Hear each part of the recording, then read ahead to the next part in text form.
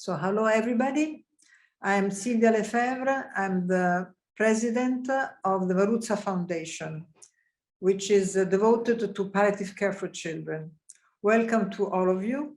And I'm really very glad, and I thank all the speakers who did come over to speak in this webinar. It's very important for us to keep going the words around palliative care for children. We could not do the last Congress because, of course, of COVID, but we hope we will do it in May 2022. I thank very much all the speakers who are here to organize this webinar. And I really thank very much Monsignor Pegoraro for the Pontifical Academy for Life, because we organized this webinar with them because of the subject. So please, Franca Benini, Monsignor Pegoraro. Monsignor Pegoraro, please, can you speak? And I thank you all of you. Thank you. Hello to everybody. I am Renzo Pegoraro, the Chancellor of the Pontifical Academy for Life, and it is a pleasure for me to welcome all the speakers and participants of this webinar organized by the Fondazione Maruzza. And as well, on behalf of Archbishop Vincenzo Paglia, President of our Academy, I express appreciation and gratitude to the Fondazione Maruzza for the opportunity to discuss this relevant issue, the use of technology in children's palliative care. And the topic is really a challenge for medicine, healthcare, and ethics. And it is important to work together, collecting experiences, sharing reflections, and projects for the future, for the good care of children and their families. I wish all of you, in particular to Professor Franca Benini, all speakers and participants, a successful and fruitful webinar, important and in relevant contribution in this field for the future. Have a good work. Enjoy the webinar. Thanks. Thank you, Silvia. Thank you, Monsignor Pegoraro. Good afternoon or good morning, everyone. And thanks very much for joining us today. I am very honored and thrilled to be here with you and to be able to link up again and share our experiences in pediatric palliative care. It is always a great pleasure for me to see friends and colleagues, even if it is virtually and not face-to-face. So, in recent months, we have lived through a very difficult and worrying times. We were very concerned for the well-being and survival of our patients, for all the people, for us. We were suddenly present with new problems to resolve, and we had to rapidly find new solutions. It's not so easy to pinpoint a positive outcome of the COVID pandemic. Indeed, we have had to rethink, to change our approach. Some procedures and strategies that we put in place during the emergency have now become routine in our daily practice. We have likely learned to use more technology in our work. We needed to overcome obstacles to care delivery that was only possible through technical solutions, and we were able to appreciate how important they can be.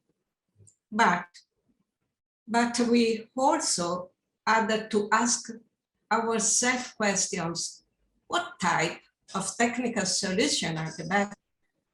When and for which patients are they suitable? How should they be used?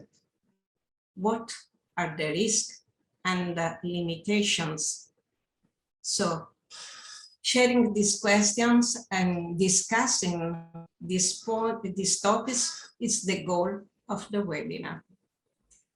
Once again, I would like to thank Maruzza Foundation and the Pontifical Academy for Life for giving us this opportunity. I hope that you enjoy the webinar. Please remember that you can submit written questions to speakers throughout the webinar using the Q&A functions. So let's start the webinar. I would like to introduce the first guest speaker, Professor Matteo Asti. Matteo is professor in media and communication at Brescia University in Italy, and will present the latest Maruzza Foundation project, an original communication concept called Dare. Please welcome Matteo.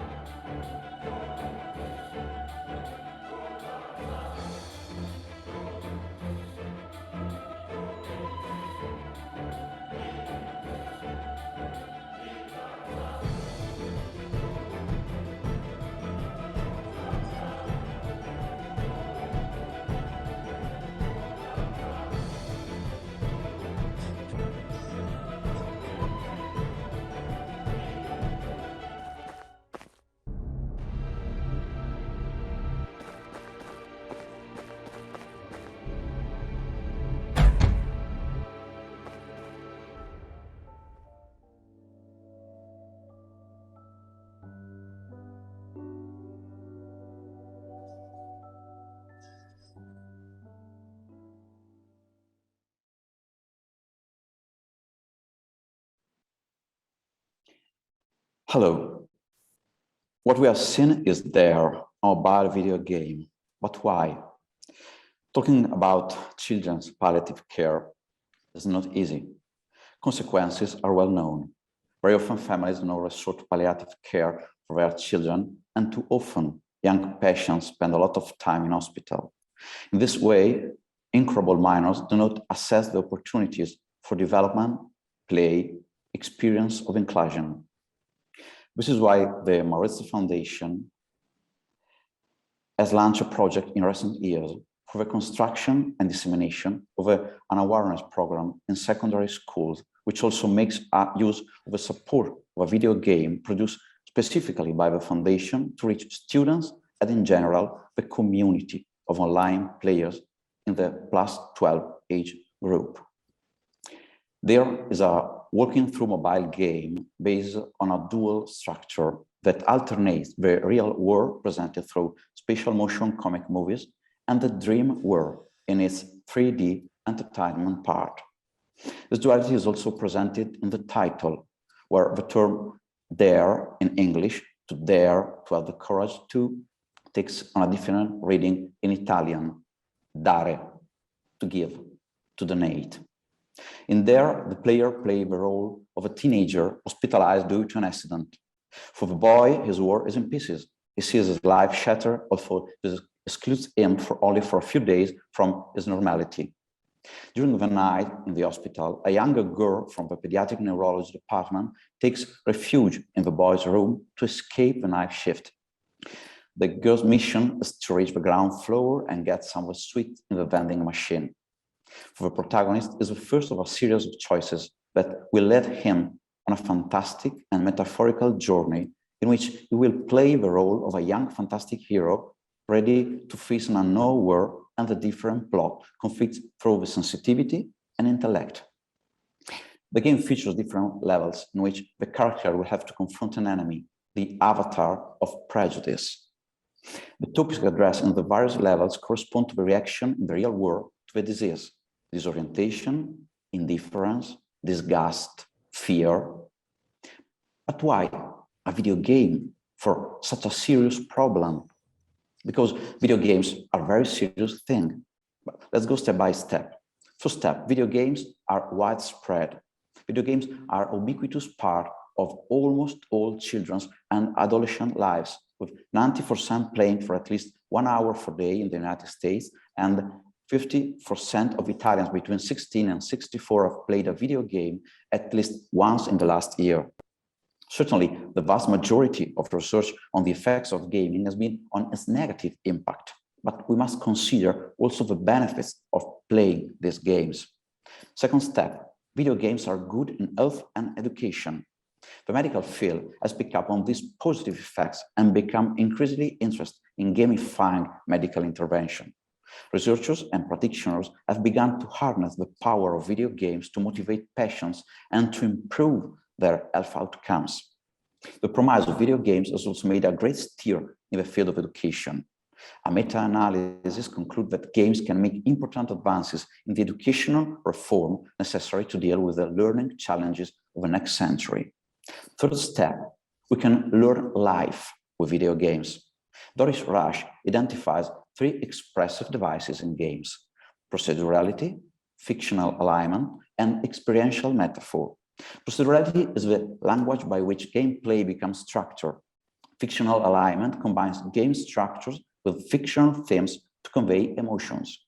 Experiential metaphor investigates the metaphorical potential of game aesthetics and how we can help to make abstract experiences emotionally tangible. So we can say that video games are not only good in some mental performances, but also in the ethical field and in the interpretation of real life. For this generation, video games are one of the most important sources of storytelling. Stories conveyed through this medium, however, are mainly employed as a tool for creating fun with no therapeutic application. Still, narrative content in media can influence an individual's attitudes or beliefs and thus stimulate reflection. Video games can be used to consciously convey meaning and values. Lazaro identified 4 kinds of fun in video games: easy fun, hard fun, people fun, and serious fun. Meaning and value are the motivational drives behind serious fun. Serious fun takes place when the game is designed for the player to experience a shift in their perception of their self-image and of the real world. Narrative is a vehicle for conveying meaning and value, resulting in a change in perspective through the learning process. Last step, if games are playgrounds for thought, they may be the perfect venue for testing our reaction to this unknowable thing. And because we use games to process experiences in a safe place, we can use them to confront in play what we never want to have to confront in reality. Video games are safe environments in which players can immerse themselves and where negative emotions can be processed with a sense of control. With the help of video games, adolescents can look at chronic illness in all its difficult and mythological, biological, intellectual, social, and emotional realism, and incorporate it adaptively in their ongoing assessment of a life cycle. So we hope there is not only an innovative project, but also a good project for the future of children's palliative care. Thank you. Thank you, Matteo. It is really a great project. The younger people can change the history and the situations, even for pediatric palliative care. Thank you. So now we are ready for the first session, telemedicine in pediatric palliative care. It is with great pleasure I now hand over to the moderators for the opening session. They are the very distinguished pediatric palliative care experts. From UK, Anne Goldman, the pioneer of palliative care in children, and from Sweden, Ulrika Kreiberg. Ulrika is professor in children palliative care at the Ezra Skandal Break University and Karolinska Institute. Please welcome Anne and Ulrika. Thank you. Well, Ulrika and I are delighted to be with you. The timing for these sessions is really short, but we need to rush through them. We won't stand and gossip. We welcome all the people who've been sending messages from all around the world.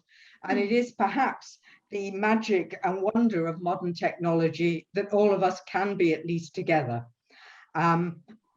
Where we'd like you to remember to send the questions on the Q&A section, and Ulrika is going to be watching the timing very carefully.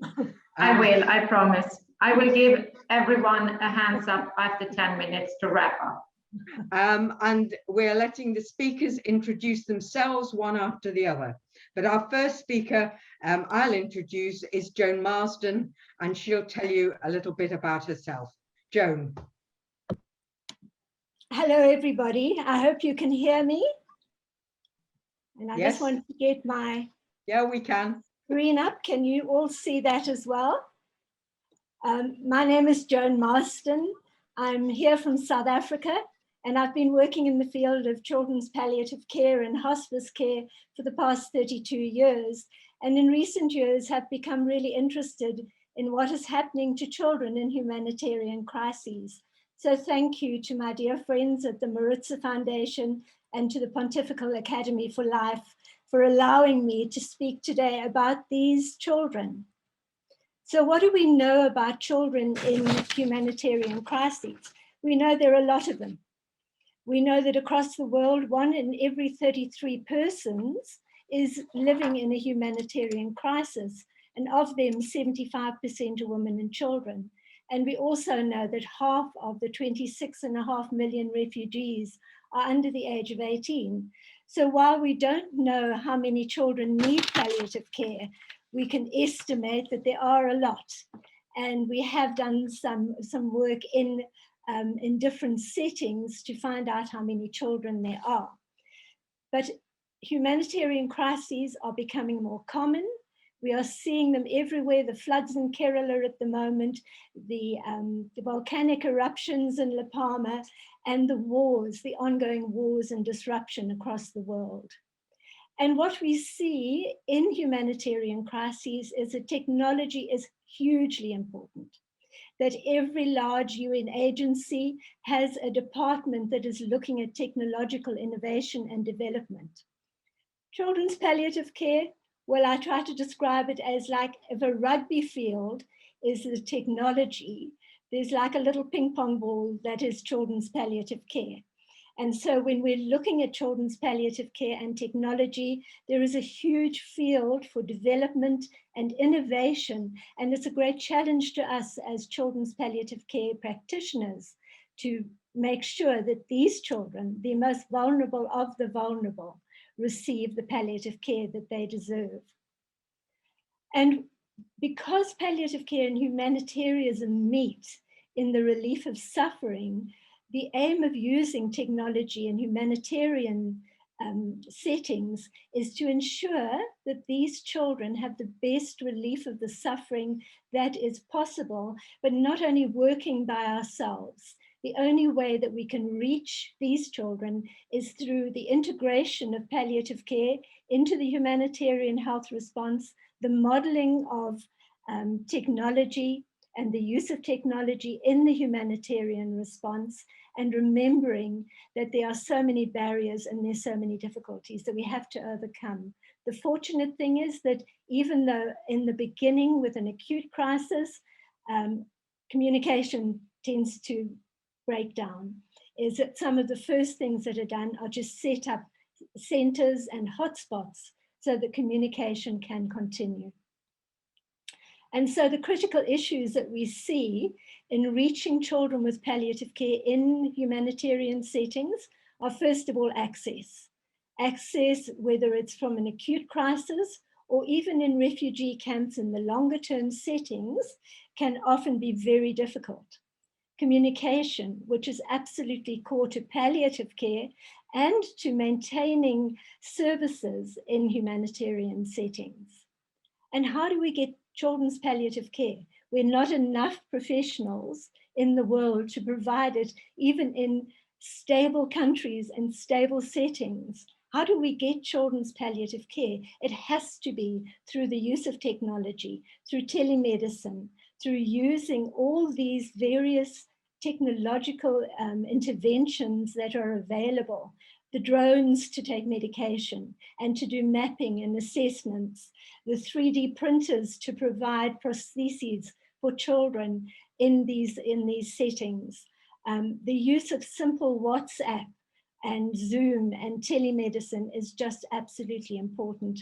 And if we can't do it all ourselves, we have to use technology to educate formally through Zoom teaching, through WhatsApp, through support groups, but also to do that bedside teaching, that when that health practitioner is alongside that child and the family and they don't know what to do, that they can connect with an expert outside of the setting who can assist them there.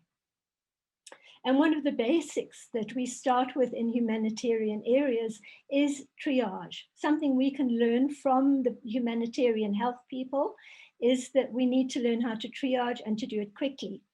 And we have reckoned that palliative care can be integrated into every one of the levels of triage, although it is specifically needed in where the child is not going to live.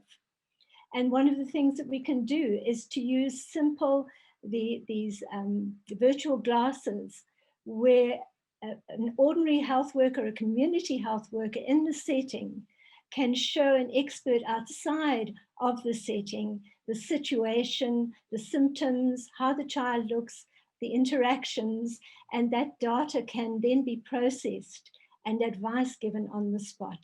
And so we use technology there for collecting data so that we can identify these children and we can teach the community people how to identify these children for the triage, for the education.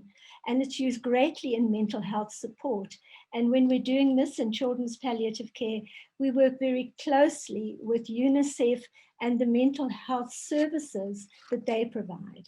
Again, I think one of the things we've learned is that don't try and do it all yourself, that we need to integrate with the other humanitarian services, and we need to communicate through using the technology. And as I've said, the delivery of resources, the use of drones, when we have a child on chronic medication and that child is sitting in a very hard to access area, how do we get the medications there? And more use is being used of drones. I have spoken of the 3D printers, but I think the main reason that we use technology in children's palliative care in humanitarian settings is for connectation and for communication. Communication and connectation at the global level, at the at the really high level, and right down to that individual who, for their security and safety and the feeling of normality, needs to still be able to communicate and to connect. And one of the courses that we use through telemedicine is a Project ECHO certificate course on palliative care for humanitarian health providers that is run through Project ECHO together with ECHO India, and is a project of the Two World Cancer Consortium, PALCHASE, and Project India. And it includes the Zoom interactive training of humanitarian healthcare providers. We use case studies, there are videos that they can access, and of course, because technology and WhatsApp is probably the most common that we use, WhatsApp support and a WhatsApp support group. And in this way, one children's palliative care expert can provide support to many who are working in a humanitarian setting. And we have to do this more and more often. And this is my challenge to all of my colleagues here today as well. The need is so huge.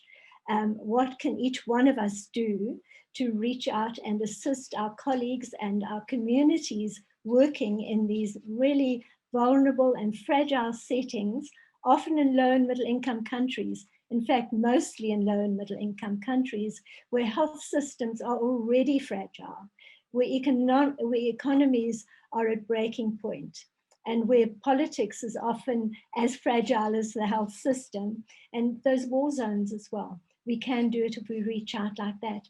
And so the virtual consultations can be via telemedicine in the hospitals, but more often than not, actually in those settings where the child is, where the family is, because that's where you can work with our community health workers who then have this wonderful access through technology.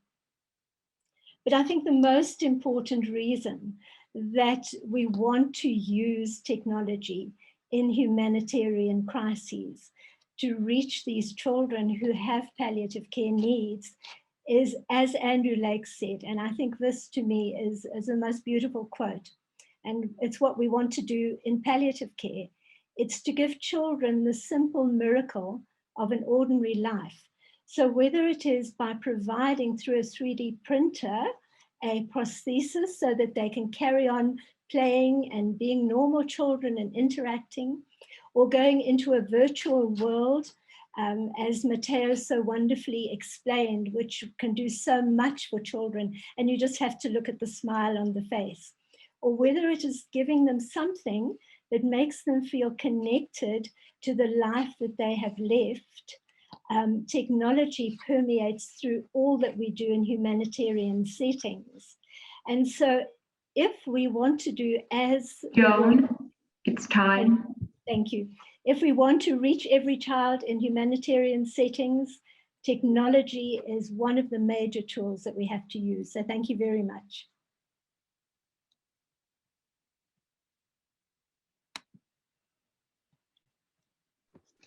Thank you very much, Joan. That's great.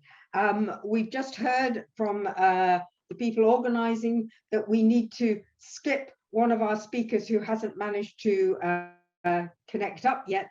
So I'd like to move to our third talk from Sara Marseglia about the link between telemedicine, AI, and robotics. Thank you. Thank you. So thank you for the invitation. I'm Sara Marseglia. I'm a biomedical engineer, so I'm on the technical side, and now I'm professor of e-health and personalized health at the University of Trieste.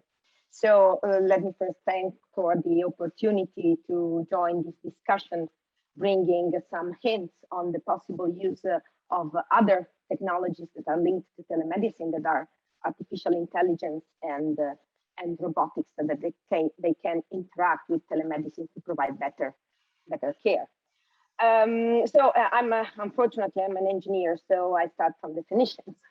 And what I want to show you is that in our imagination, robots are humanoid machines with a brain. But actually, robots in technology are not with a brain, they are just machines. And the brain is usually provided by artificial intelligence, which can be brought into the robot to give some sort of human-like behavior. But artificial intelligence works by itself and is a sort of mathematical set of things that help analyzing data. So if we can summarize, robots do, whereas artificial intelligence analyze. And what is the link of this to telemedicine? Well, telemedicine is all about connection. So what is in the middle between connection, doing, analyzing is data. We already heard about the data collection, the ability of data to improve care delivery, and this is the picture of the linking between the two. So if we start from robots, we think that they are like new technologies, but they are not. They are not new, and robots in healthcare are around since the beginning of 2000, and maybe the most known are the surgical robots, but they are just arms with humans working behind them, or the exoskeletons used for rehabilitations. There are now some assistive robots that were used during COVID for the evaluation of patients. So to improve the distance between the patient and the healthcare professionals. But maybe what is best suited for children are social robots. These are social humanoid robots, like the Now robot that is around, I think, since 2011, and is extensively, I think, used in the with the children with autism, because it improves the communication of the therapist with children.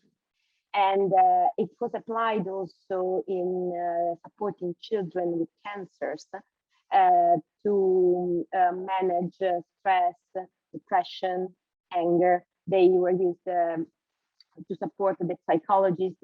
They were made like here acting as ill or repeating some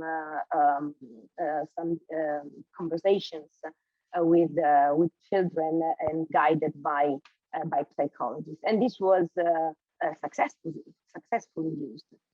There are other types of social robots, not necessarily human, and they, for example, here is a cat robot, which is a companion for elderly people, people mainly with dementia, but they can also be used to improve the sort of communication and social interactions of patients.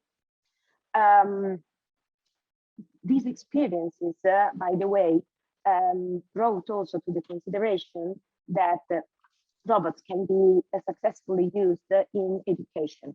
But education in two ways. One could be the patient education.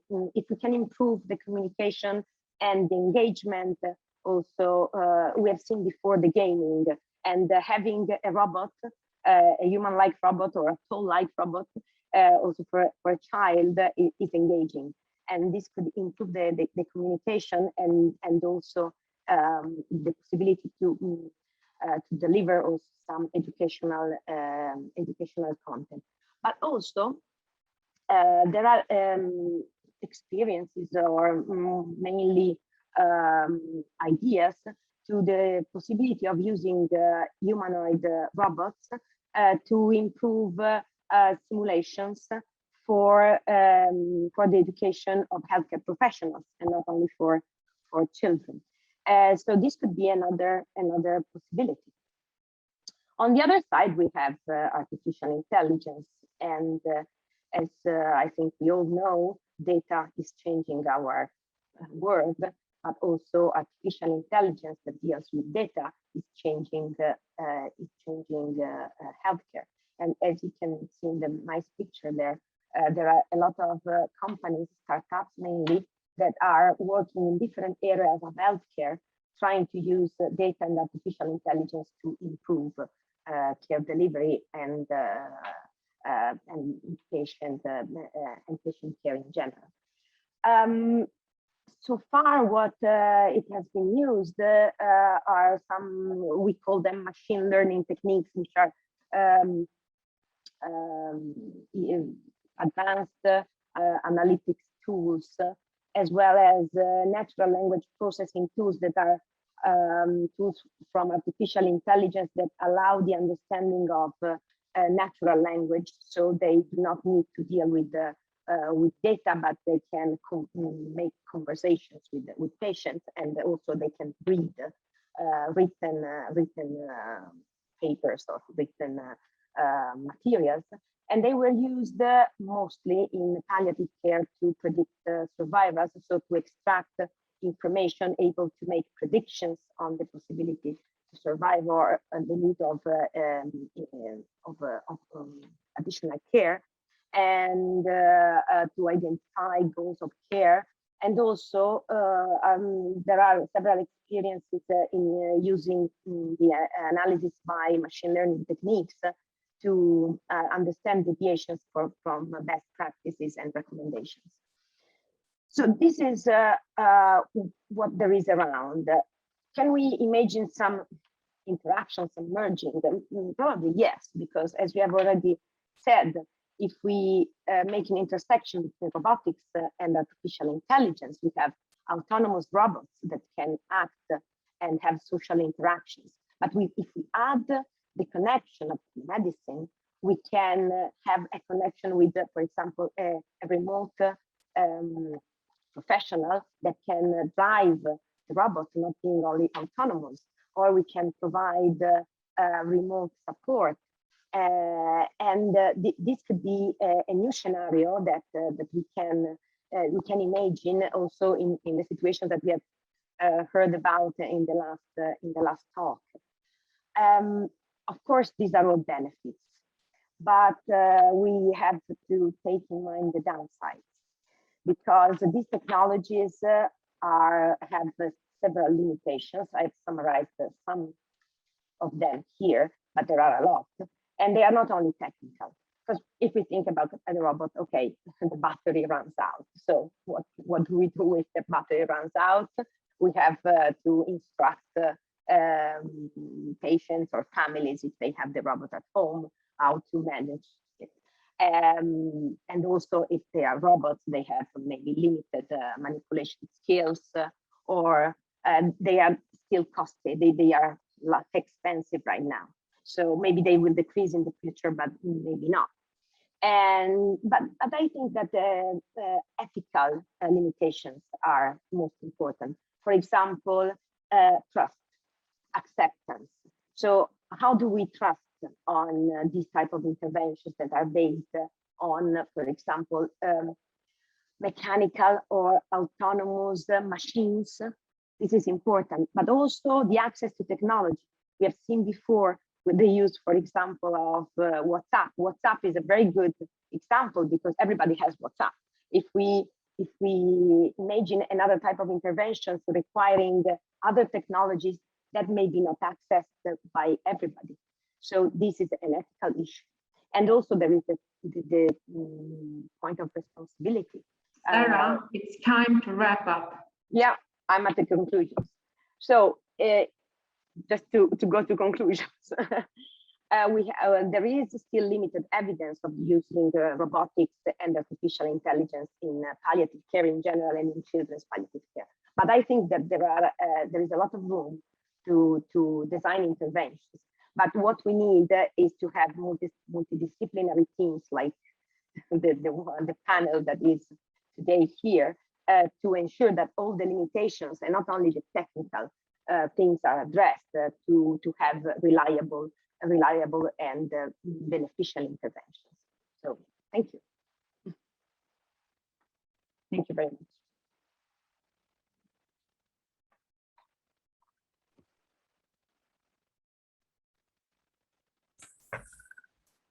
I think we can move back now to the talk we were expecting second from Francesco Gabrielli.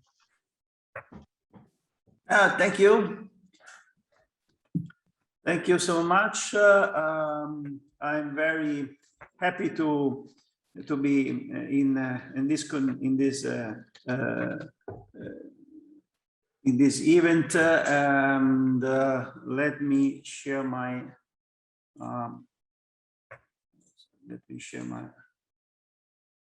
my slide. Do you see? Can you see them?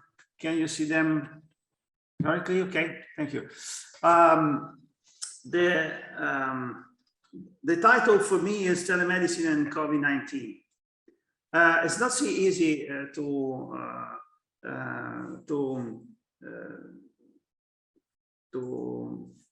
discuss about all the solutions performed in telemedicine during the last year worldwide. So I prefer to show you the experience, our experience during the sanitary emergency in Italy. First of all, let me show this map. There's a conceptual map that I developed studying trying to answer to the question, where is in the history of medicine now? In the left side of the slide, you can see a list of different digital technologies that are available now. That is the first new, very new, really new event for the first time in history.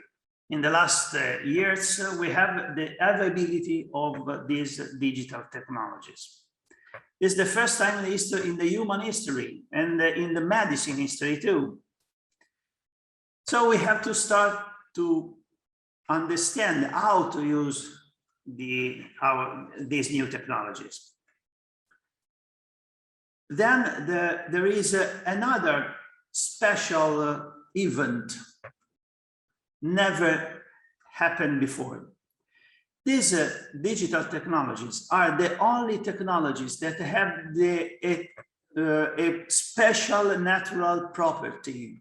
Their property is the convergence. They spontaneously tend to converge each other. And at the end of the story, there will be just one only technology that inside will contain all the others.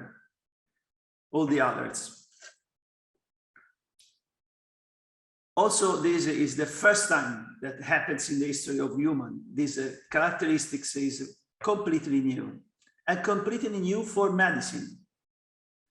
And we have to be able to unify this technology to the medical practice and the medical knowledge. Because is not real, is not true that if a technology is very well done, the same for that reason automatically is good for our patient. We have to demonstrate it using the classical clinical research methods. Even if evidence-based medicine, the traditional evidence-based medicine is not exactly the best tools to do it, but this is another research problems. We have to use evidence-based medicine anyway, and try to obtain these results. We have to use them to elaborate new governance criteria for the healthcare systems. We're starting to do it on the pressure of the emergency, of the COVID-19 emergency situations. And we in Italy are implementing telemedicine services in the whole Italian territory. But we have to understand, we have to have in mind that we are not at the end of a pathway, but we have at the start of a new pathway. We start a new pathway in which we have to grow up, get up in different, reaching different objectives, manage work processes changes, updating the organizative models, manage the challenges of data management. This is the most important things concerning on telemedicine. Towards what? Towards a new medicine. Someone has called this new medicine personalized medicine or precision medicine. Eric Topol, for example, called it new medicine, simply. It's not important in the name in this moment because it is not well defined anyway. It's not a well defined the object. So something of new in medicine is we are the most important concept that we are at the very beginning of a new way to practice medicine, driven by data. In which sense? This is our experience starting from all these general notion, concepts. We elaborate in the very early period of the 2020 in the most difficult period for us. We elaborate this report. We covered the themes that you can read in the list at the top of the slide. The general aim was to give a specific response for continuity of care, not only for the isolated patient cause of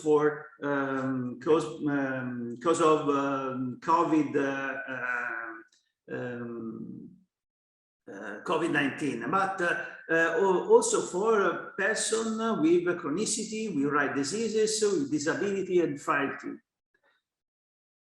And we focus the responsibility of health professionals during the activity in telemedicine. And we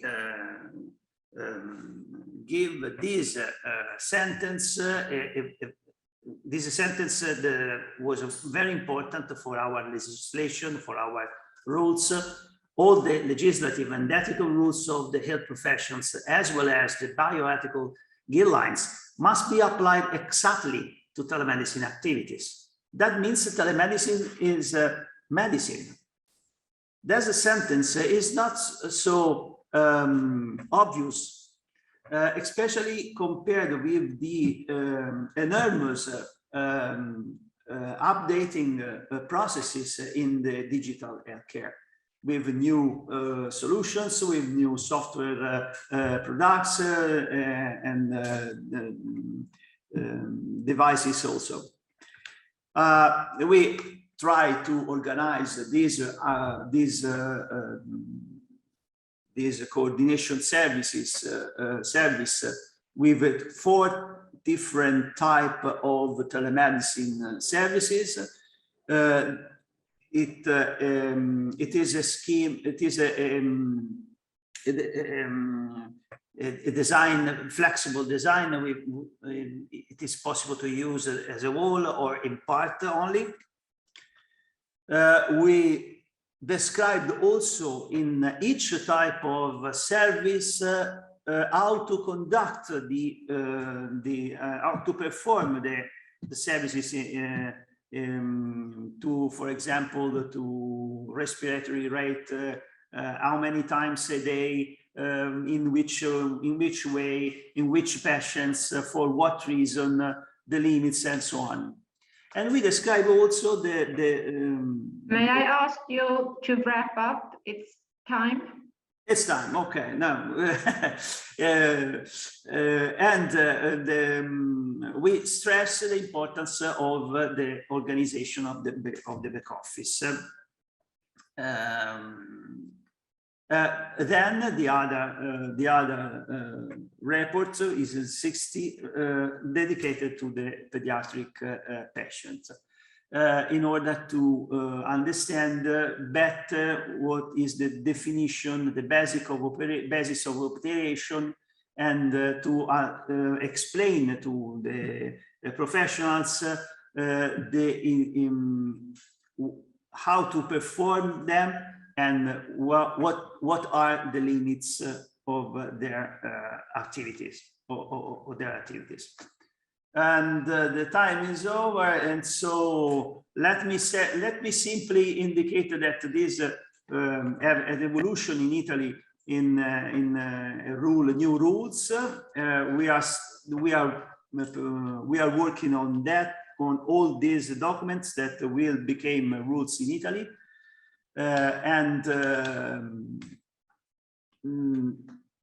don't hesitate to ask. Thank you. And now it's our pleasure to thank you very much, first of all, Francesco. And then now it's our time to invite our very long distant friend, Ross Drake, who has a already recorded presentation that I think we will have helped to put up. Thank you. Kia ora koutou katoa, ko tōku inawa Ross Drake. Hello everyone, my name is Ross Drake. I am a paediatric palliative care and pain medicine specialist here in Auckland, New Zealand at Starship Children's Hospital. The next 10 minutes, we're going to talk about the scope of telemedicine in paediatric palliative care. But what are we talking about? Telemedicine or telehealth? The difference is dependent on definition. For the purpose of this talk, I'll use a broad definition preferred by the World Health Organization, which is about the delivery of clinical care as well as education and research. So, what are the key time periods, the key moments in telemedicine development? First date to remember, 1879. The Lancet published an article speculating on how the new phone will replace the need for visits to the doctor's office. In the 1920s, land-based doctors were providing medical advice to ship's clinics. In 1957, a doctor in Montreal produces the first teleradiology unit, and in 1967, 10 years later, doctors at Massachusetts General in Boston developed a comprehensive system for remote diagnosis, which they termed telediagnosis. In the 70s and 80s, things start gaining momentum. NASA joins with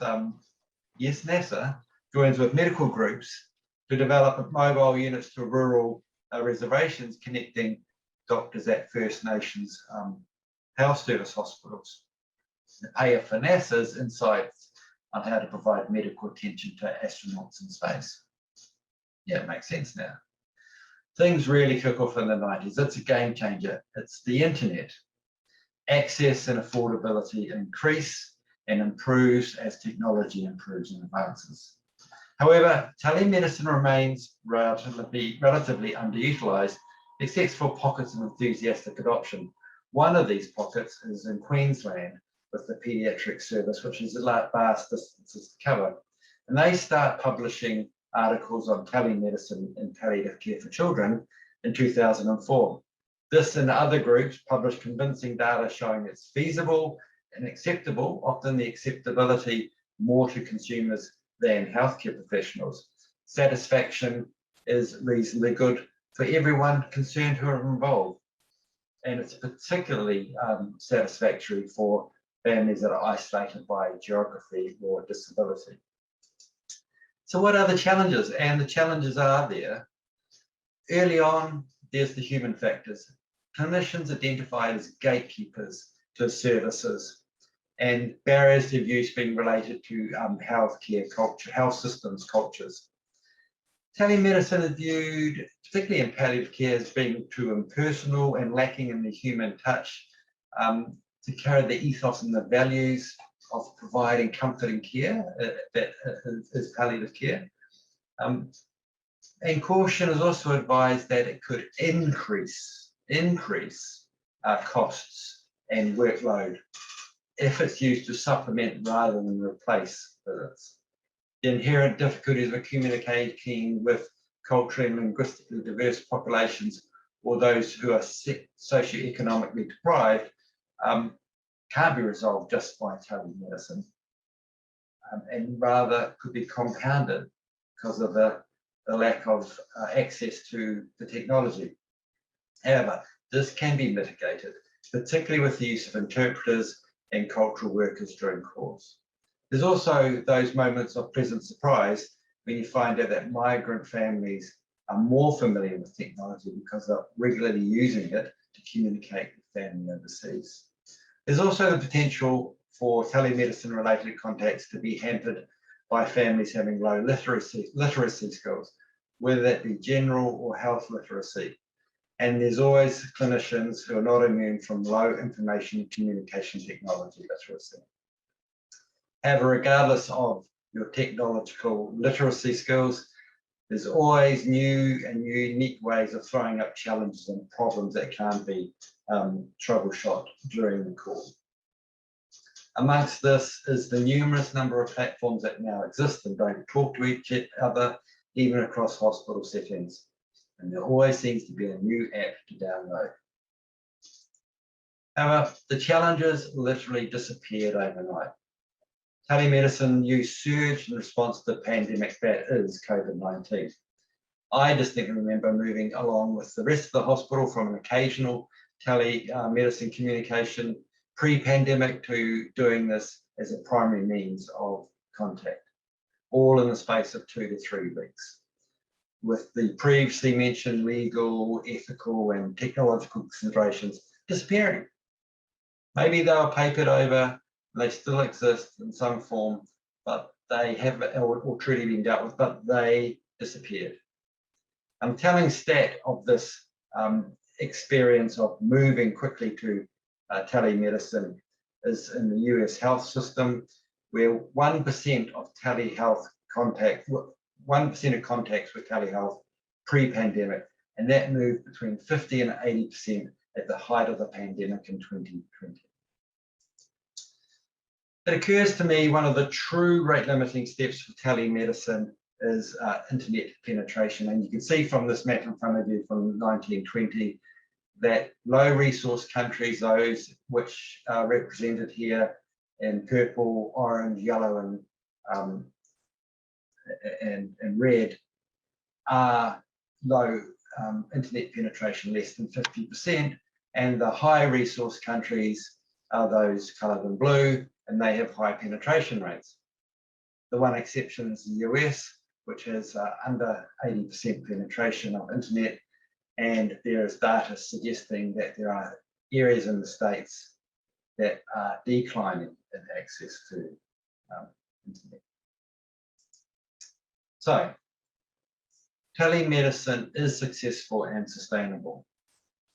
And as I said before, particularly for those isolated by distance, the distance of geography is evident in Queensland and in Australia, and also across the blue expanse that separates the islands of Pacific nations. All the principles of paediatric palliative care consultation can be fulfilled, anything from symptom management through to end-of-life care, advanced care planning, and social and spiritual care needs. Telemedicine also allows for multi-professional attendance at contacts, which offers a chance for education of real-world learning to add on to the theoretical learning that currently exists. And that's a real exceptional opportunity for individuals to enhance skills. Children and families don't have to be isolated by vast distances to be disadvantaged. For example, in Auckland, travelling 40 kilometres from an outer metropolitan suburb into the city for an appointment can take 90 minutes or more one way. Then they have to wait 60 minutes to get into the car park, which they will have to pay for after they complete their clinic appointment. And for those families that don't have their own transport, they use a public transport system, which may require 2 or 3 changes, and that's if the bus even arrives. So in the age of medical isolation, telemedicine has become an in-hospital strategy to deliver care, and heart-wrenchingly for families to be a dying loved one.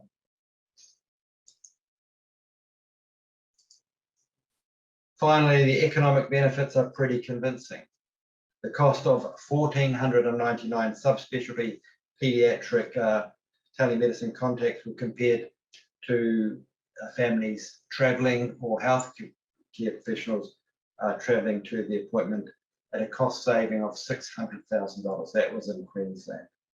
And more specifically, the Queensland Paediatric Palliative Care Service has costed telehealth contact at $294. That's in comparison to a outpatient appointment of $748 and a home visit of $1,214. All of this cost saving, or majority of the cost saving, being due to removing the need to travel. So if you were to ask me, what do I see as the scope for telemedicine and paediatric palliative care? My answer is to enable the very small number of specialist providers in paediatric palliative care to increase the reach of their support, either directly to the child and the family, particularly those who are isolated and hard to reach now, or indirectly through other non-specialist services, either through support of them or through education to improve their skill base. Thank you very much.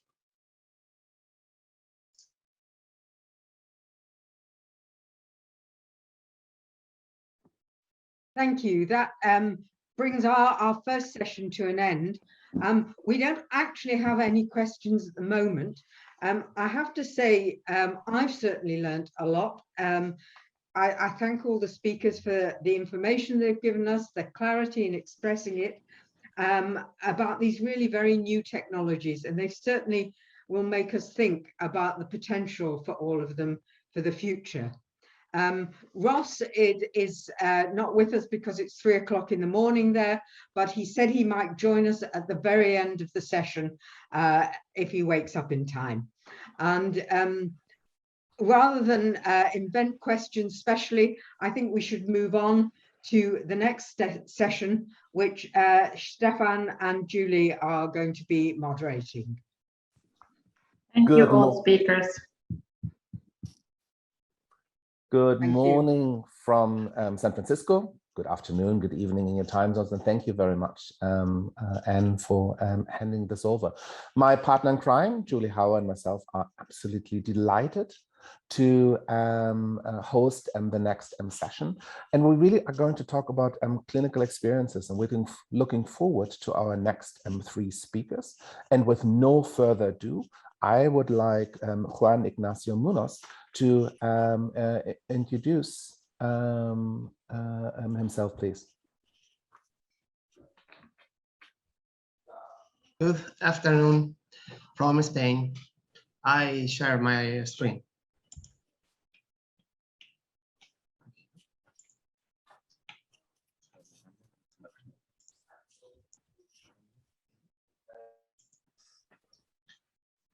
I will present our experience with technology-dependent children in home care.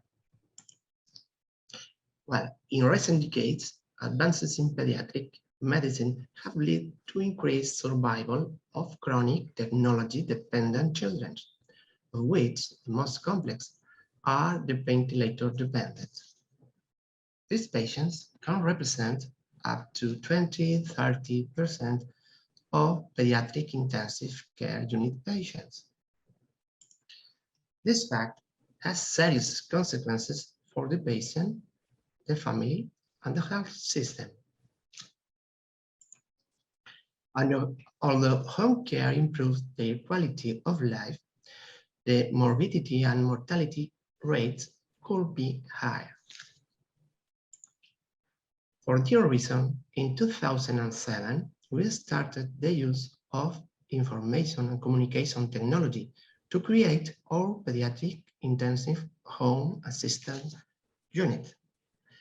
But this way, can we take these patients home without loss of quality care? We will see. We use this high-density data telemedicine monitoring system that combine video conferencing with telemonitoring. The system receives, transmits, and stores information from state-of-the-art hospital equipment at one data per parameter every 3 to 5 seconds. In addition, the system automatically calculates standard statistical indicators from data of each hour, shift, or day. In our experience, these statistical indicators are of extraordinary clinical use because they allow the quick and complete analysis of all the patient's information during the morning telemedical rounds in less than 5 minutes.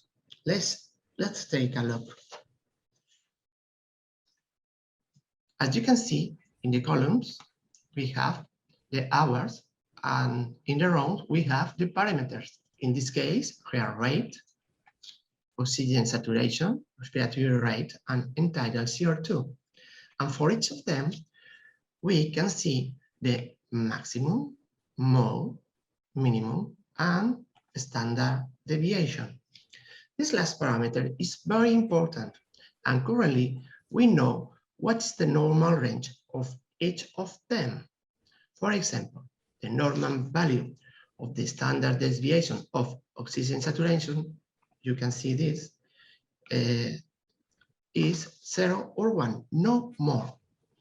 As you can see, at 19 hours, this value increased to 15, with a minimum of 59, and also a maximum of end-tidal CO2 of 96. By clicking here, we can recover all the stored information and analyze the incident. You can see a severe bradycardia with hypoxemia with a severe increase in CO2 with subsequent recovery. The system also shows the monitored information in real time. Thus, when there are changes in the baseline values or at the request of the parents or the nurse, we use real-time monitoring and video conferencing for anamnesis, inspection, and teleauscultation. After 10 years of operation, we published the results in 2 articles in the Journal of Telemedicine and Telecare. If you want, I can provide both articles. In this prospective clinical study, we included all the tracheostomized ventilator-dependent children who require continuous mechanical ventilation at the time of discharge from the PICU. We included 12 patients. Among the results of the program, we can highlight a very low readmission time of 1.56% of the total time. All the patients were enrolled or re-enrolled at school. 7 patients went and 6 were discharged by cure. Also, we made a prospective analysis of the exacerbation and the intercurrent disease that we call events, corresponding to each patient during the first 2 years at home. We included 141 events. Obviously, these events were more frequent in patients with more severe respiratory failure, and the most frequent cause was respiratory decompensation, a high percentage of them of infectious etiology. The events were mainly detected by the parents. This is normal, but a significant percentage was detected in the morning rounds due to change in the baseline monitoring parameters. As you can see, the main initial care approach was telemedicine. The telemedicine also was the main follow-up mode, both exclusively and combined with health center or hospital visits. Only in 7.8% of events, patients had to be hospitalized. And in opinion of the medical staff, in another 27% of events, patients would have required hospital admission if the telemedicine tool had not been available. The length of the events was 6.5 days, an increase in patients requiring hospital admission, and in the events defined as avoided admission. Also, it is higher in respiratory events. In contrast, it decreased in patients with life-threatening events. We will see after. In this slide, we saw by frequency the most important clinical signs for anamnesis. The most important telemedical signs. The main diagnostic test. And finally, the treatment used.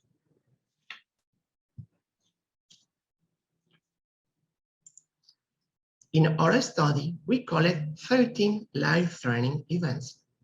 All were a respiratory problem originating in a technical, otorhinolaryngological, or pulmonary issue, and they had a completely different pattern. They are sudden events that need an immediate, simple treatment provided by the family, as you can see in the slide. They were all treated telemedically, as you can see, and most were resolved this way. 9 out of 13 events.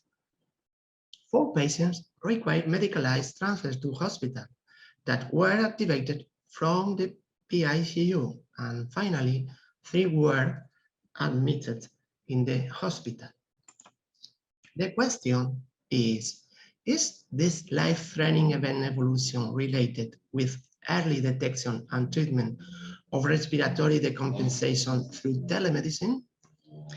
We think that yes.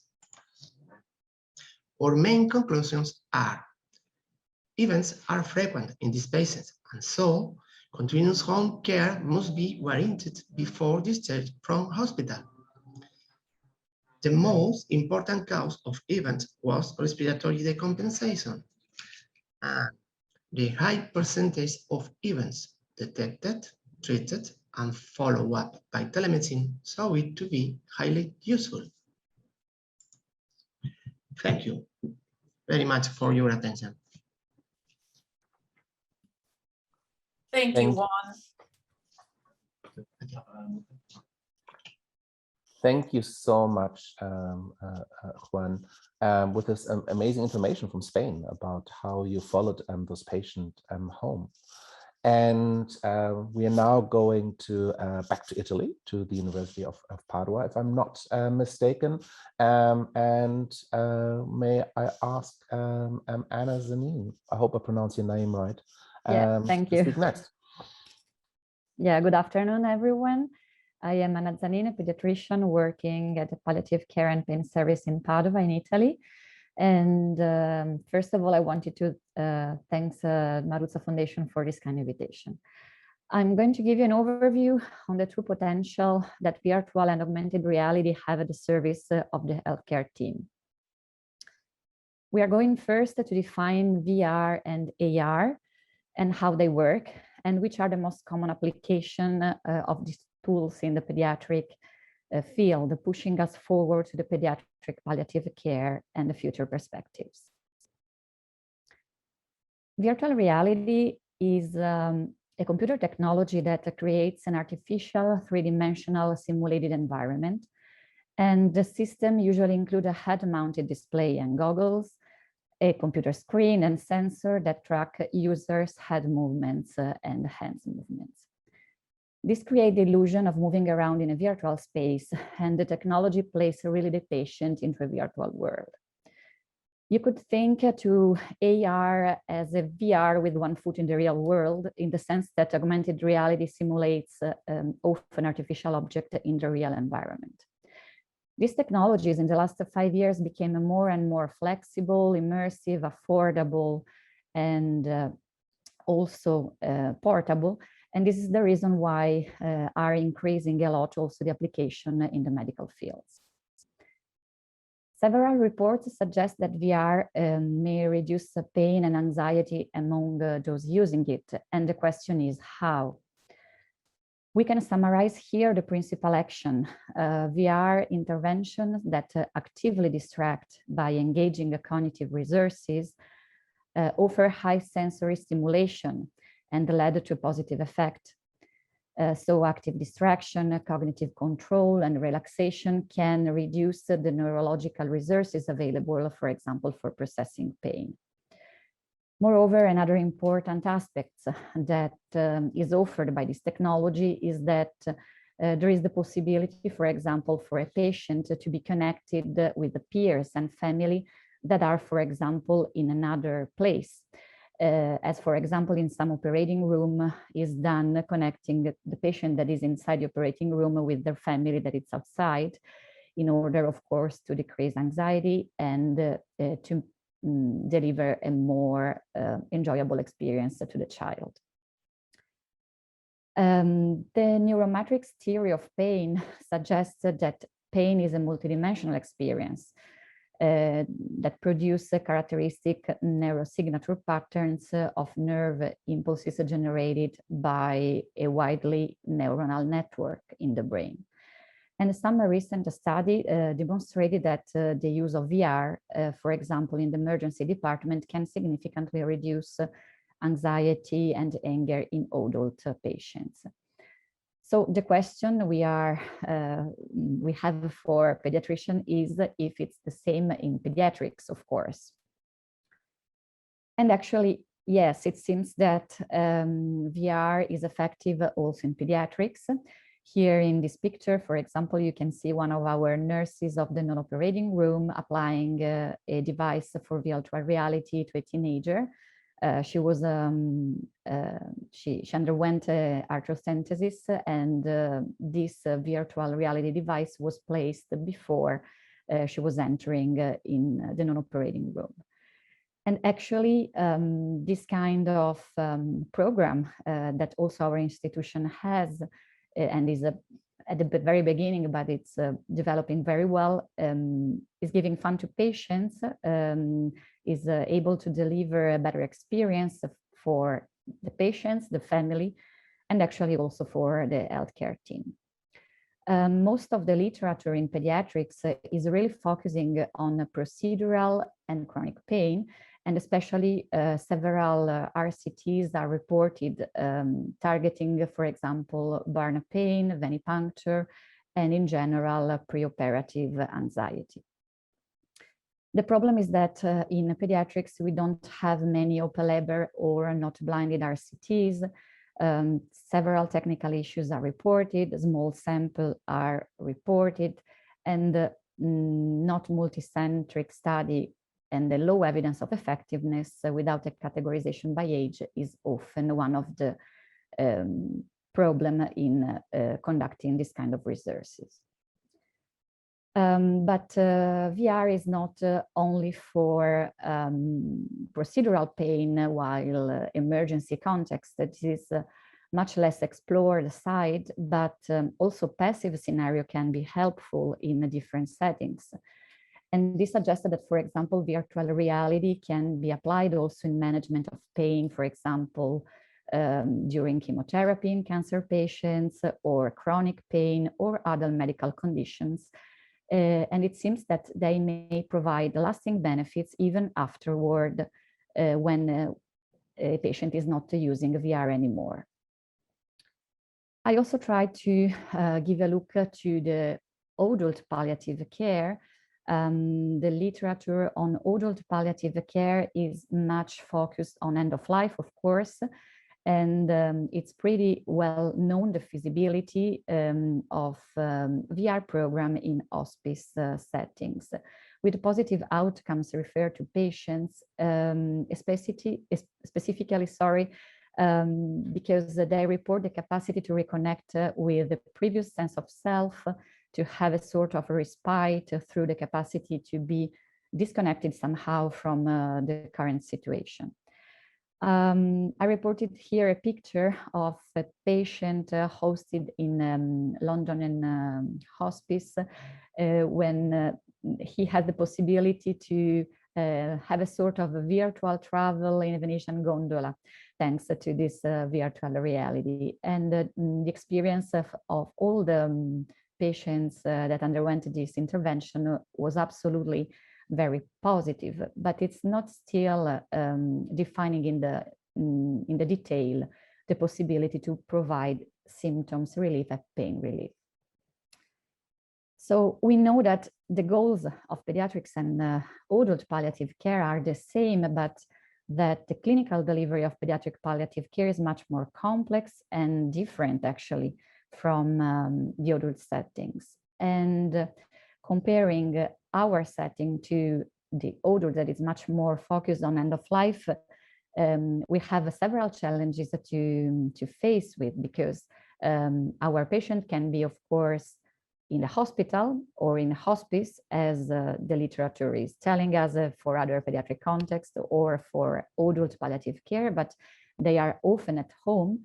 And so we have to multiply the possible settings of application. We are not only focusing on end of life or on pain, but we have a wider range of alleviation of symptoms, of other, for example, physical or mental stress that we have to deal with. And of course, we have probably also a deeper contact with the rest of family, with brothers, sisters. And of course, we have also to try to consider the burden that this kind of aspects has also for the healthcare team.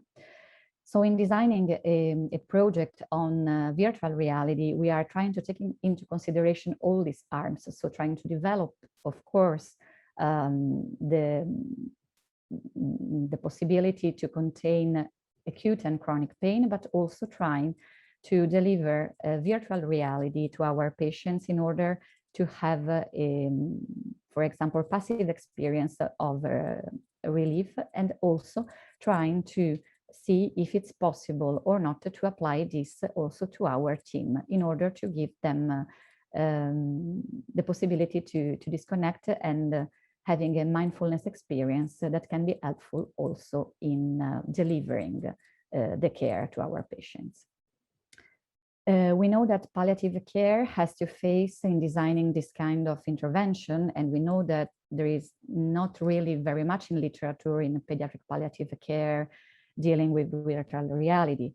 There are some case series describing a punctual intervention at home care or in the hospital, for example, in end-of-life situation. But if we want to design and to consider and to think to new perspective, we have, of course, to take into consideration all the limitations highlighted by adult and pediatric settings, but also we have to consider that our patients are different in several aspects, because probably we have to think more to customize also the devices, because our patients— And if you could wrap up. Yep, I'm in the end. Because we have to think to different settings, to different patients, to different age. We have to customize software, we have to customize the equipments, and we are really, really very convinced that once more, if we have to build and to do something new, we have really to consider new models in order to provide a better care for our patients. Thanks a lot for your attention. Thank you, Anna, for that wonderful overview of the role of virtual reality. And now we welcome Laura, who will really cover home monitoring in the role of telemedicine with home monitoring.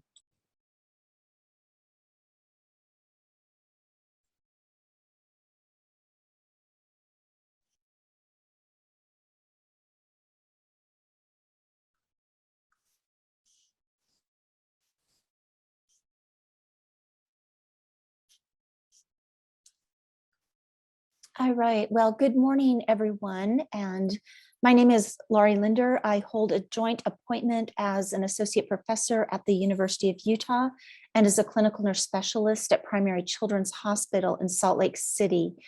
And my research really addresses symptom management and supportive care for children and adolescents across the care continuum and the use of mobile technology to support a person-centered understanding of the child or adolescent's experience. And I'm very honored to have the invitation to be here with you today.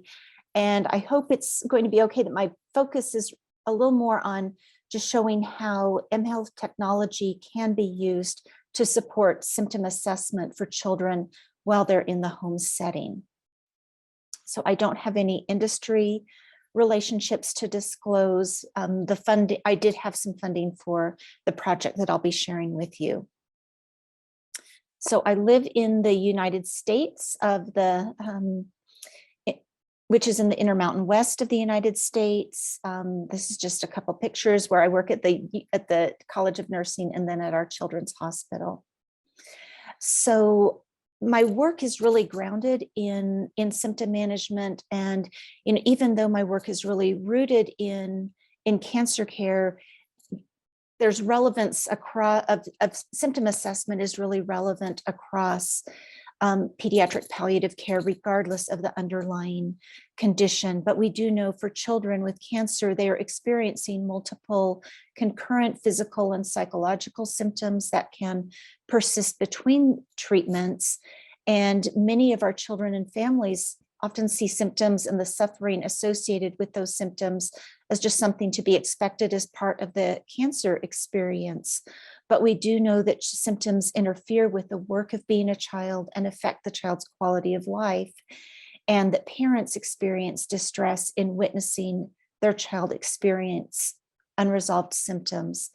And we very much want to remember that the gold standard for symptom reporting, regardless of the underlying condition, is that individual self-report.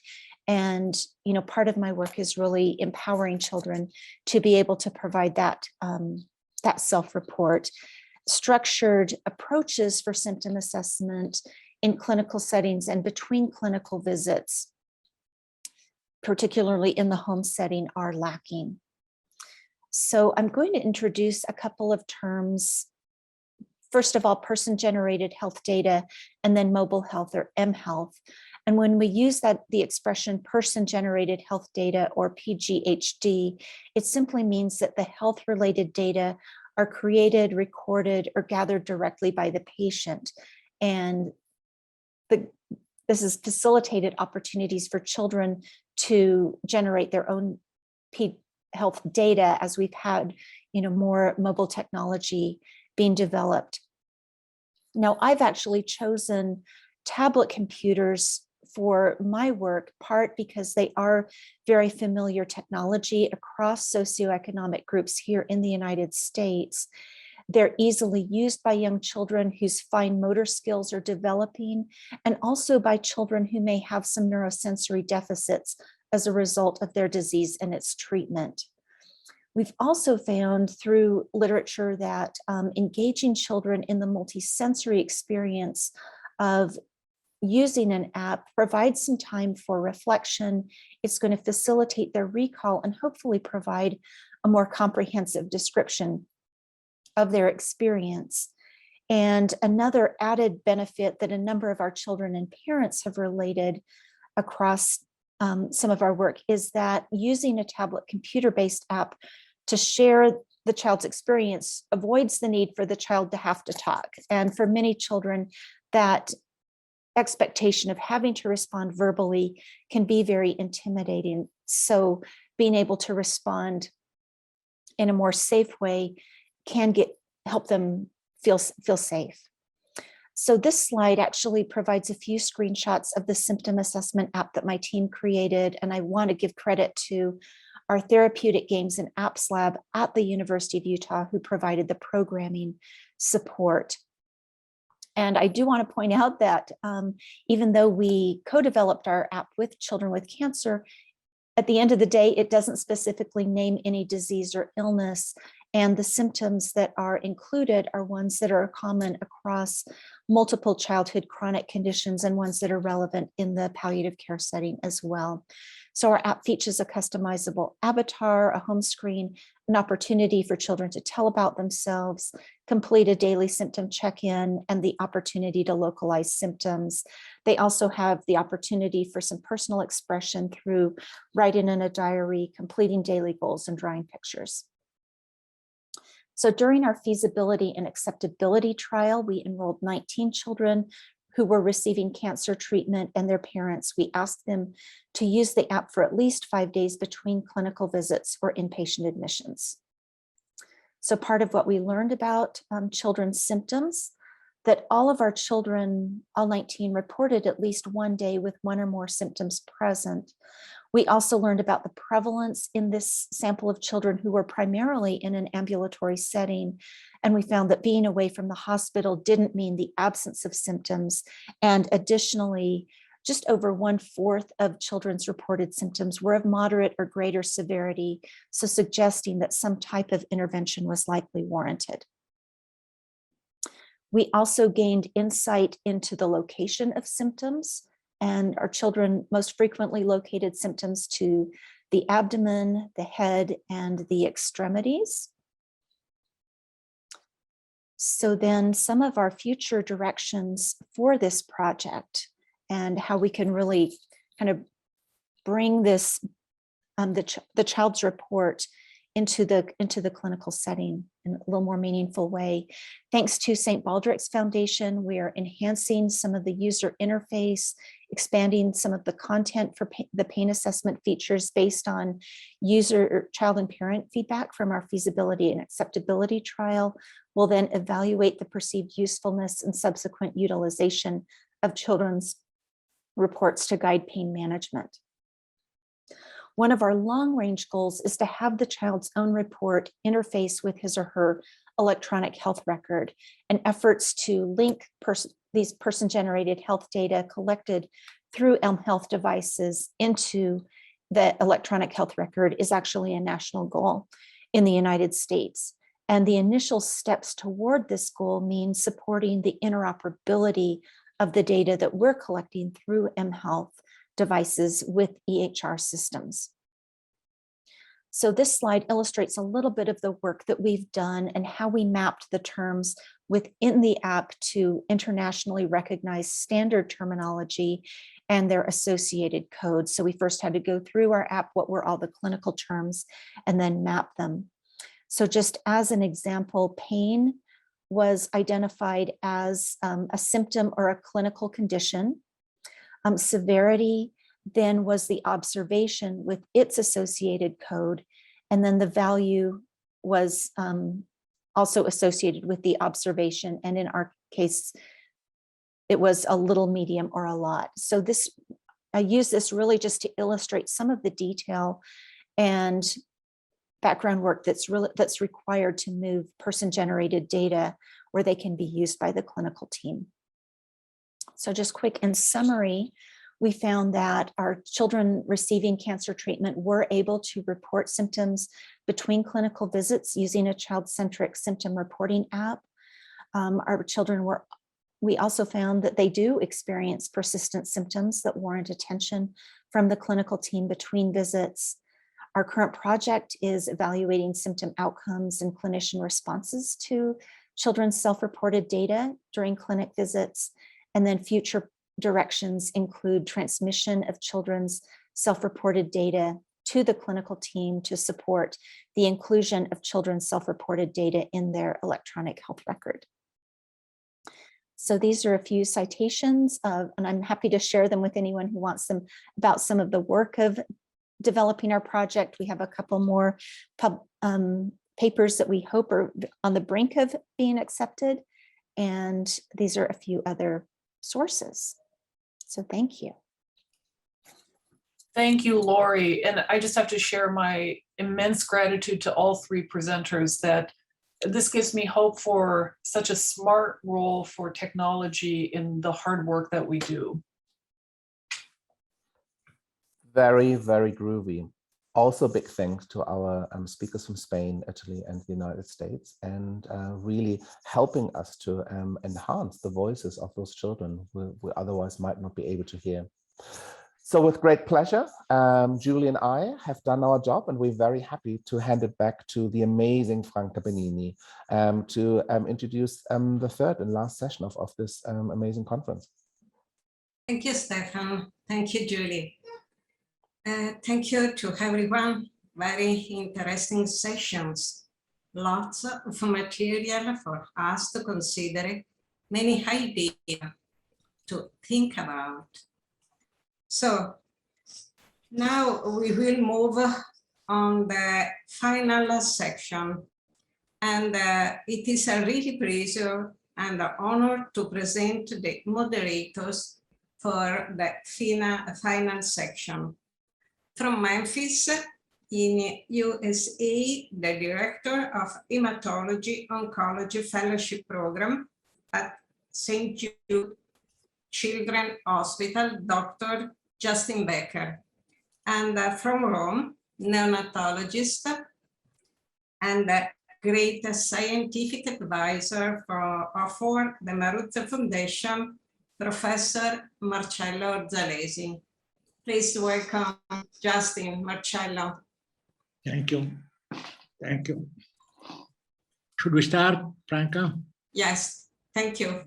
I will have the pleasure to introduce Mayra Brubond Lange, who will give us her viewpoint of anthropological issues concerning the impact of telemedicine on pediatric palliative care. Please, Mayra. Thank you. Thank you very much for the very important reminder. It is indeed a pleasure to be here, and even a greater pleasure to hear the previous speakers who have introduced us to the breadth and depth and opportunities and variety of technology, telehealth, telemedicine. Today, though, I'm going to focus very narrowly. Okay, let's see how we do. I want to look at how the medium of telemedicine might affect the discussion of matters of communication in palliative care with parents and children, particularly those difficult and challenging matters that are deeply personal, that bring us into the world of religious beliefs and practices, the goals of care, resuscitation, the realization that a child is dying, and the outcomes of those discussions, and then move on to a consideration of the research that's needed to address them, and a bit on what we need to do in the way of training and practice to address the findings of research. I start from the point that until recently, the consultation, our meetings with family were most commonly face-to-face. Well, what happens when those meetings are no longer face-to-face, but on screens, mediated by a bit of technology? What does a bit of technology due to the encounter? How is the character and conduct of the event altered by the medium of FaceTime, Zoom, WhatsApp, audio, visual? What happens when a bit of technology radically shifts what we have come to know, indeed advocate as standard practice in pediatric palliative care, sitting down together face to face to discuss the most profound and heartfelt issues? Amongst the many concerns that have been raised about the shift from face-to-face to technology-mediated consultations have been around intimacy. Intimacy that could be lost, often replaced by a focus on the physiological. While the physiological is, as has been pointed out, extraordinarily important, they are not necessarily the primary issues when discussing goals of care, limitations of disease-directed treatment, further admission to the ICU, existential matters, and decisions that we will all have to live with. Recalling the words of the social scientist, highly popularized Marshall McLuhan, the medium is the message. When we recall those words, we have reason to be concerned. And it's not about the practical and technical issues of telemedicine, but rather what happens to the message. The medium, telemedicine, like any medium, is not neutral. It affects, perhaps shapes the way we behave and communicate. Different media, TV, film, FaceTime, YouTube, different behavior and different ways of presenting ourselves. For me, as an anthropologist, a social scientist, evaluating the impact requires something more and different than we can just get from reflecting on these experiences in interviews and focus groups. We need to look at the actual, on the ground, on the screen conversations as they unfold. Well, what is it that we need to look at? Take, for example, the use of continuers like ums, ahs, pauses, hesitations, and silence in conversation. For decades, sociolinguists, discourse analysts, and conversational analysts have recognized the importance of these roles. As a matter of fact, their significance was the evidence that was used to talk about the importance of silence in palliative care conversations. Yet, in the advice in the telemedicine literature, we're often told to avoid them, to use them differently, to put them at the end of the term, not at the beginning. Well, that's not treating these silences appropriately. They're not dealing with what we need to deal with. They're not merely lags in presentation. Similarly, telemedicine urges us to avoid continuers as they disrupt the flow of conversation.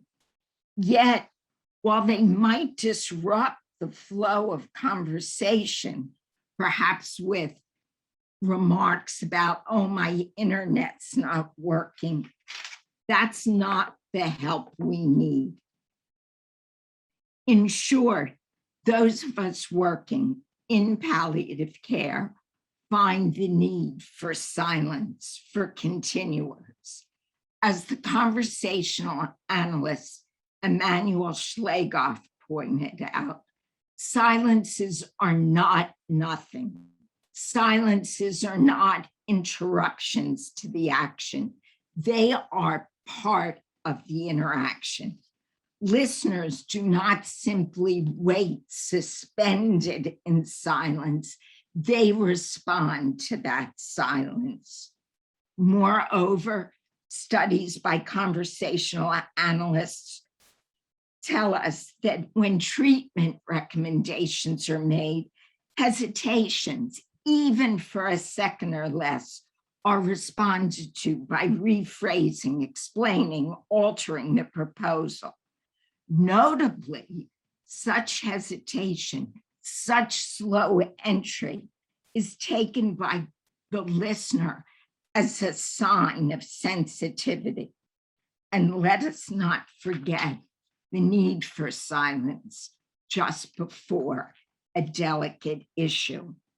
It is also important to point out that silence is a cultural phenomenon and how it's pointed to. As we consider these small and seemingly inconsequential aspects, let us not forget and lose sight of other behaviors that may occur. Take, for example, objects and behaviors which might not be noticeable face to face become noticeable and distracting when amplified on the screen, like playing with your hair or noticing the screen. And last but not least, as researchers and clinicians, as we look at these interactions, be aware that we too bring our own experience to these encounters. And of course, how do we extend a hand? How do we offer a tissue? Where do we look when we can only see heads and torsos? How do we demonstrate empathy and compassion? In conclusion, there are many who would say that pediatric palliative care has been a game changer in the care of children with life-limiting conditions and life-threatening illnesses.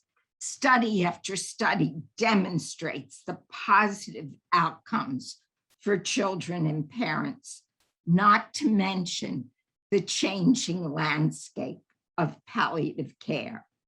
And that landscape now includes technology.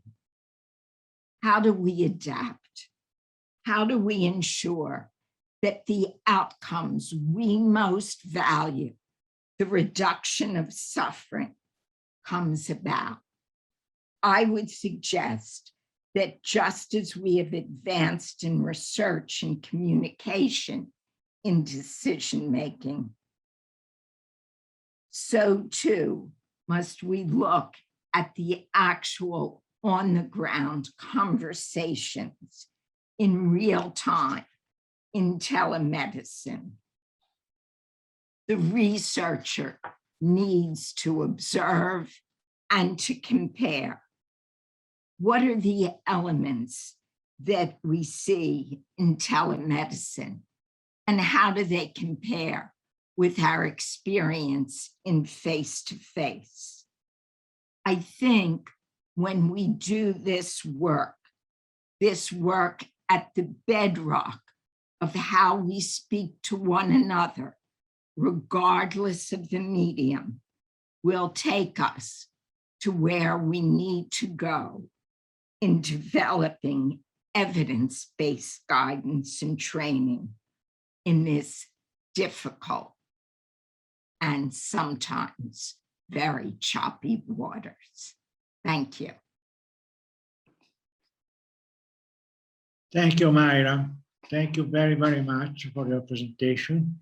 And now I have the privilege to introduce Dario Facchini, who will speak about the ethical implications in the utilization of telemedicine in children's palliative care. Please, Dario, go ahead. Thank you all. First, thank you to the audience, and thanks to the organizers and to the chairs of my session. And now I try to share my screen. I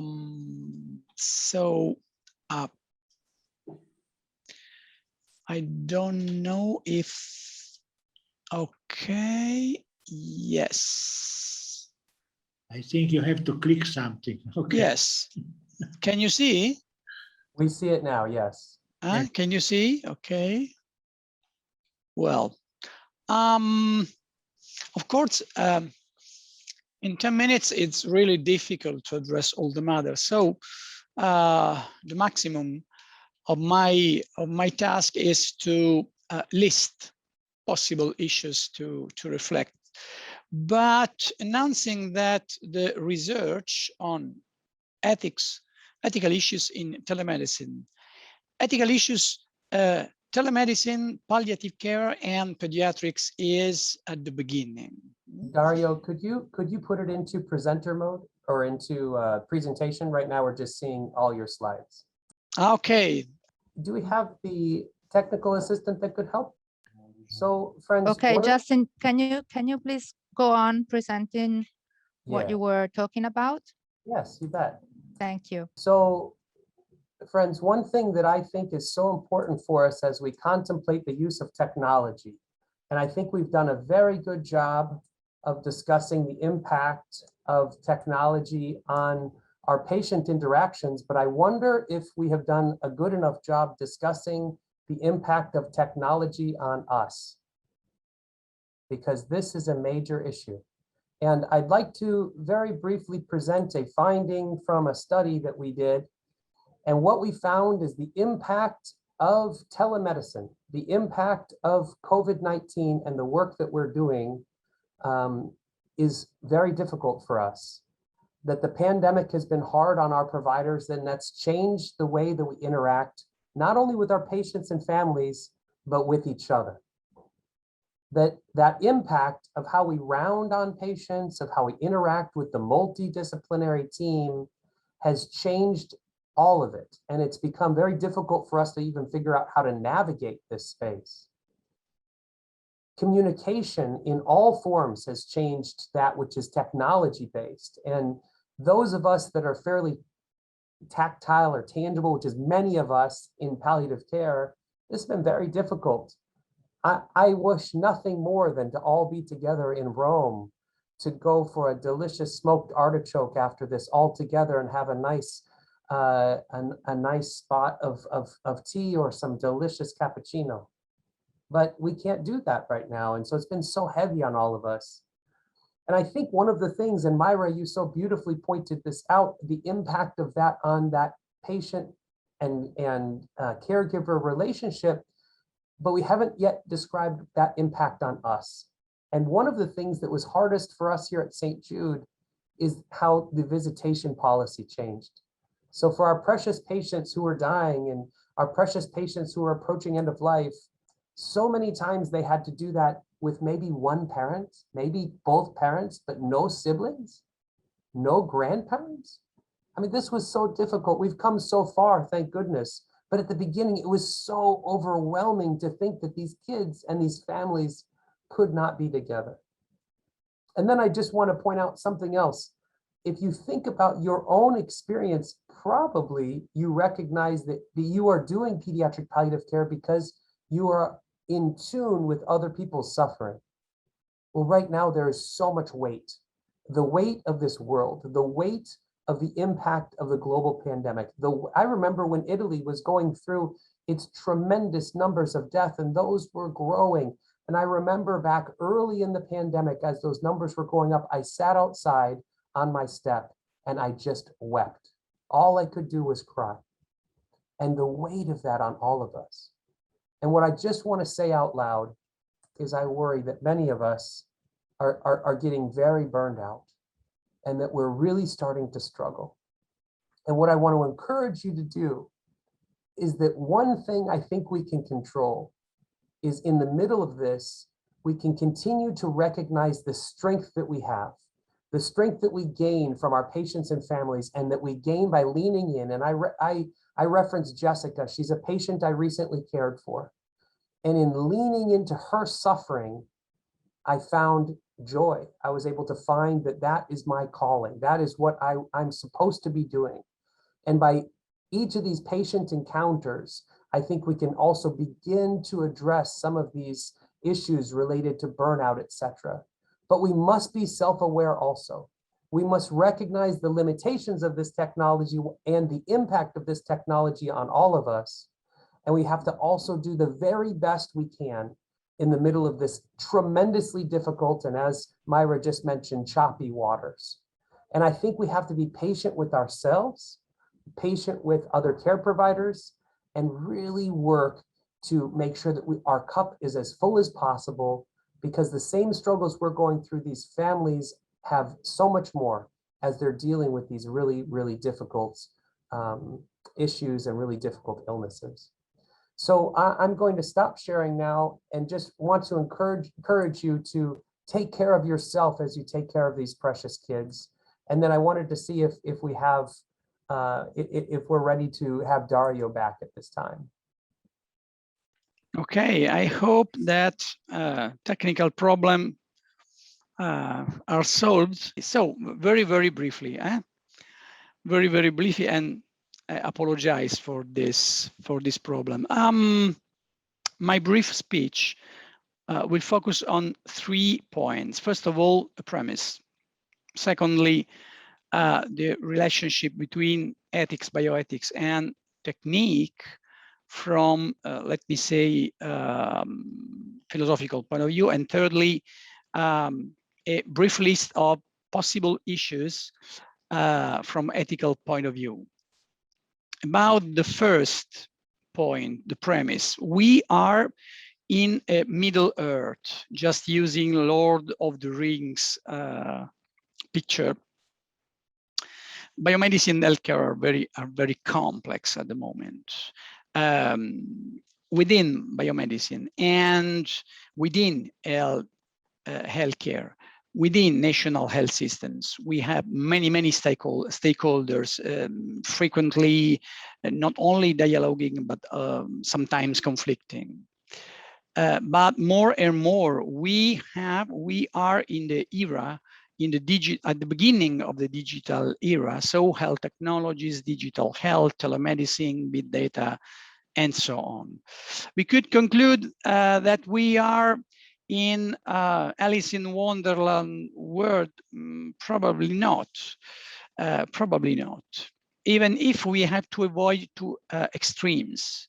On the one side, to endorse telemedicine as the holy grail that solves all the problems. Of course, that's not the situation. On the other side, to consider telemedicine an enemy. Maybe the solution is to address telemedicine in a wise way, according not only ethical frameworks, but also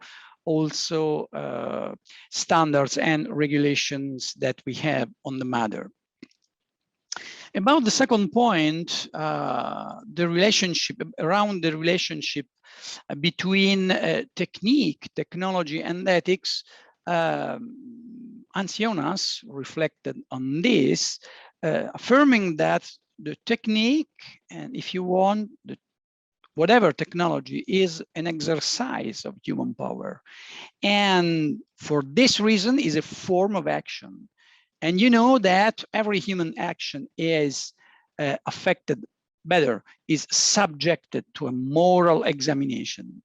But from social point of view, the introduction of new technologies, like, for example, telemedicine and telemedicine world, let me say, not everything in medicine that is technically possible ought per se necessarily to be introduced into healthcare systems. That's a quotation by Hank Tenabe, who published in the middle of 90s, just before, we could say, telemedicine era, a very, very strong sentence, just to underline that we have to evaluate, we have to assess all technologies independently from enthusiastic approach. Andrew Gann informs us that we have a gap because we have a very, very fast progress in a technological world, big pharma, big industries, and so on. But ethical reflection is not so fast. So we have to recover this gap, and that's the task that bioethics charged at the beginning of its era, of this adventure, cultural and then academic adventure. You know that the USA American oncologist Van Rensselaer Potter conceived bioethics as a possible bridge among scientific culture, scientific world, and humanistic world, just for reconnecting technological advancement and ethical consideration. As well, for example, the conception of bioethics as we find, for example, in the Encyclopedia of Bioethics, a very, very known among ethics experts, bioethics experts, in which we find that bioethics is not a simple speech among friends sharing a beer or a coffee, you know, but a systematic study, a well-ordered discipline. We could say that, just for concluding this point, that bioethics is a rational discipline, yes, dealing with the question about the good to do here and now, identifying values, goods at stake or in conflict, and assessing the ethicality of the possible options to pursue. Third point of our reflection, third and last point. A starting point could be that telemedicine in general implies a mutation of the human space-time relationships, and this affects Hippocratic medicine that, you know, requires to share between physician and patient, to share the same space, the same time. So we could say that telemedicine is not simply a tool. Otherwise, telemedicine is an environment, a virtual environment, I don't know, but an environment not so easy to perceive by public opinion. Second point about the possible meanings of technologies and consequently of telemedicine. Because every technology brings with one or more purposes. So we have an ambivalence. Paradoxically, on the one side, telemedicine could be responsible, if not well applied, for a possible humanization of medicine. But on the other side, it has a strong potential to strengthen, promote patients' perspective. So, final consideration could be that technology is neither positive nor negative per se, but it depends on its use. So it's necessary to avoiding prejudices, not a critical, enthusiastic approach, nor very, very sad approach that considers all technologies, all health technologies, all new technologies, and we have, you know, this situation managing pandemic, vaccination procedures. I don't refer to no-vax people, but I refer to vaccine hesitancy people, probably affected by prejudice. And maybe the same situation could be also for telemedicine. I think that ethics, a wise approach to ethics, having human person as value reference point from ethical point of view, should accompany technological development at all stages, along the entire life cycle, avoiding separating scientific facts from values, and ex post questioning on the value of a technology. About the relationship between safety and medical benefits on telemedicine, we have an enormous potential for making the practice of medicine through the application of telemedicine safer and more beneficial, without doubts.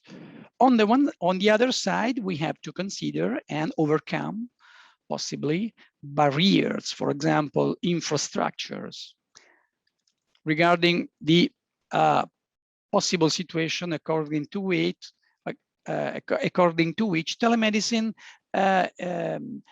can be the prerogative of high-tech healthcare organizations, and probably only in developed countries.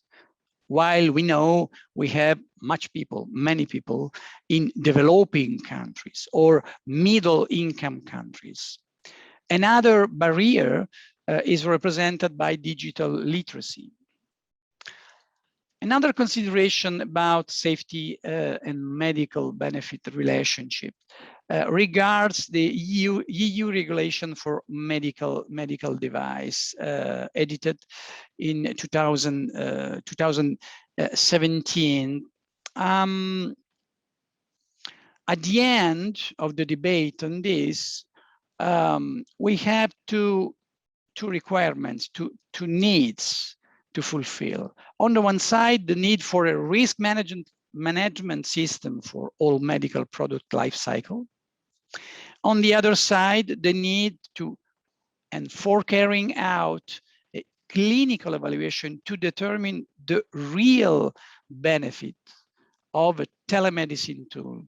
In other words, it's not enough to simply demonstrate that the device works, but it's necessary to document that the telemedicine tool achieves benefit in a statistically significant way for the majority of people involved. Thirdly, the EU regulation doesn't provide clear and comprehensive references for assessing safety and benefits of many medicine tools. So we have a potential criticality. Frequent need to make changes to the technology, even during its development. We could say it's normal. Another point is to underline. Currently we use for research project, clinical trial, or trial with medical devices or telemedicine tools. We use standards from clinical medicine. Maybe we need to improve, to implement those standards customized to telemedicine. Few words about patients' autonomy. We have to balance on the one side. Dario, Yes, we have about 1 more minute. okay. I conclude my speech affirming that we have to balance higher degree of active involvement of patients avoiding the depersonalization of the relationship between healthcare professional and patients at all. About justice, we have to address the very, very important issues regarding the possibility to reimburse a charge of National Health Service telemedicine tools really useful. And for this reason, it's really important the role of ethics committee and health technology assessment processes. Thank you. Thank you so much, Dario, and thank you so much, Myra. This has been just a fabulous section. And as we begin to wrap up, there actually are two questions. And there's really been some wonderful chats, Dario. I think you'll find it interesting as you scroll through the chat. And I'm actually going to pause and just actually read a quote that I put in there that I think kind of wraps things up here nicely for us as we transition to the next section. And C.S. Lewis quoted, "For the wise man of old, the cardinal problem of human life was how to conform the soul to objective reality. And the solution was wisdom, self-discipline, and virtue. For the modern, the cardinal problem is how to conform reality to the wishes of man, and the solution is a technique." And it's so fascinating because when we think about technology, we're always trying to push that edge, which makes so much sense. But we have to realize, just as you said, Dario, the technology is neither good or bad. Yeah. And I think the point that we have to contemplate is, are we using it in a goal concordant way? And as you see in the chat, are we using it to promote a human connection? And I think there are many instances when that can be true. And there are other times when maybe it's not the right direction to go. And so I want to thank you so much for these wonderful conversations.